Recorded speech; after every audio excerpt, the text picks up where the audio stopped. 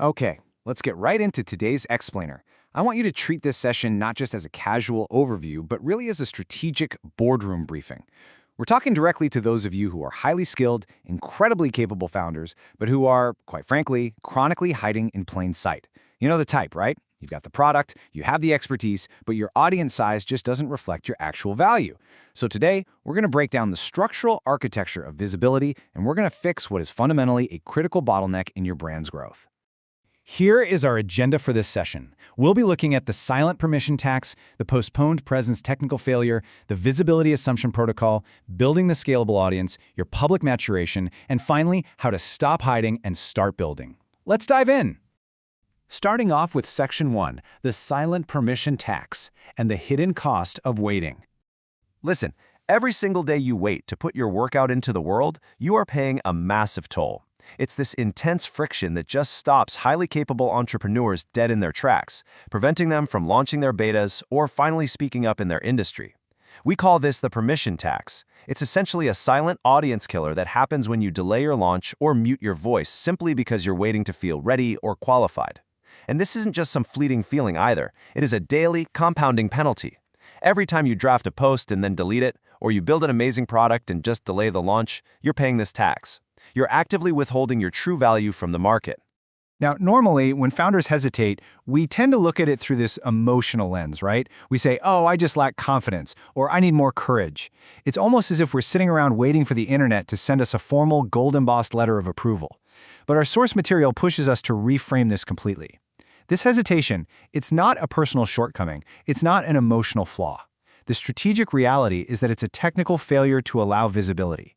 And the good news is, when you view it as a technical failure rather than some inherent personality defect, you can actually fix it with a strategic protocol.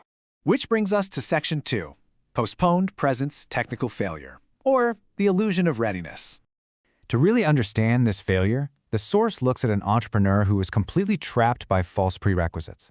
She'd spent years mastering her craft, piling up all these certifications, yet her business was entirely word of mouth, because her online presence was just a total ghost town. She kept telling herself she'd finally launch her signature program once she had just a tiny bit more experience, a little more unshakable confidence, or maybe just one more glowing case study as validated proof. Do any of these sound familiar to you? Because the fatal flaw in this model is that under these criteria, readiness literally never arrives. There is always going to be someone with more experience or more proof. Waiting for those external markers before you allow yourself to be seen is a guarantee that you'll just remain invisible. So the core issue really boils down to this. You don't earn visibility. You allow it. I really want you to take a second and let that sink in. Visibility isn't some trophy handed to you at the end of a grueling obstacle course. It is not a reward for finally proving your worth to the market. It's a gate that you, and literally only you, have the power to unlock. Moving right along to Section 3. The visibility assumption protocol, and architecting a high-traction brand. Now that we've identified the technical failure, let's talk about the definitive structural fix. We're taking that kind of abstract, sometimes fluffy concept of showing up as you are and turning it into a repeatable, clinical, three-step business process. Step 1, notice hesitation. You just simply observe when you're delaying a share because you feel unworthy. Step 2, assume worthiness. Stop asking if you deserve the audience and start acting as if you already do. And Step 3, post and execute. Share the content anyway. Execute the launch. You implement this protocol every single time you feel that urge to hide. The whole philosophy behind this protocol is actually incredibly simple. Visibility begins when you believe you belong. When you execute those 3 steps, you immediately shift your entire operational mindset. You stop trying to justify your presence to the internet, and you move right into a posture of absolute ownership. You belong in the conversation right now exactly as you are. All right, Section 4, building the scalable audience and the foundations for growth. Adopting this protocol isn't just about making yourself feel better, you know? It's about the raw mechanics of building a responsive audience for your beta launch or your ongoing brand growth. Think about an audience built on a waiting for validation foundation. That foundation is shaky, it's hesitant, and it's constantly asking the market for permission to exist. Now contrast that with the high-traction brand foundation, which is built on assumed worthiness.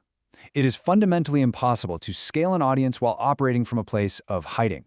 An audience just cannot attach itself to a brand that's constantly questioning its own right to take up space. So how do you actually know if you're building on the wrong foundation? Well, look for these symptoms. Are you over-explaining your value? Are you chronically apologizing for your content or your offers? Are you out loud questioning if you even deserve the audience's time? Your audience is incredibly perceptive. They instinctively feel it when a founder hasn't assumed their own worthiness. To them, it just translates as a lack of leadership, and it creates massive friction in their willingness to follow you or buy from you. Next up, Section 5, your public maturation and letting your presence steady. So here is a really important question for you. Are you willing to let your presence mature in public? Because this is the necessary bridge between a hesitant, maybe slightly messy first launch and sustainable long-term visibility. So many founders want to do all of their maturing behind closed doors. They want to emerge perfectly formed, perfectly polished, and flawlessly confident. But as our source material makes crystal clear, that is simply not how it works. You have to abandon the pursuit of private perfection and actually embrace the practice of public growth. Let's map out how this practice actually plays out for a founder, because the compounding effects are super clear. On day 1, you make the conscious choice to stop questioning if you deserve to be seen.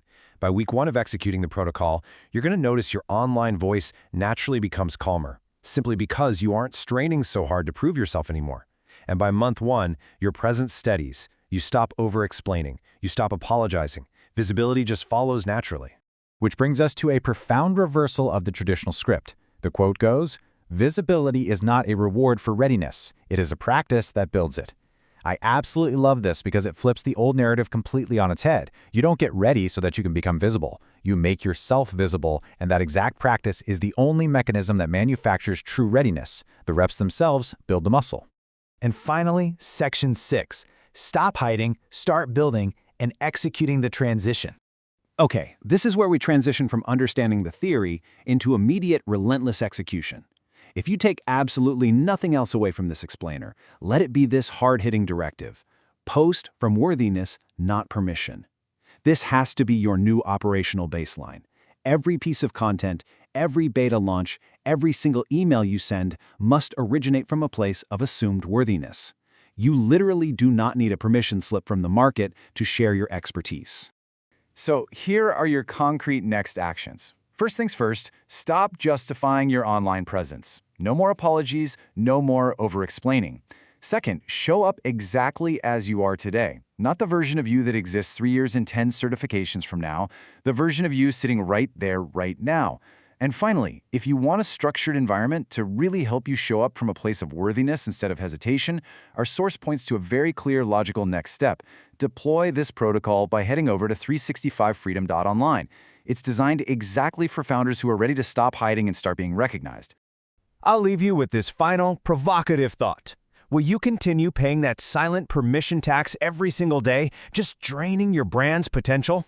Or are you going to finally step up, execute the visibility assumption protocol, and allow the audience you already deserve?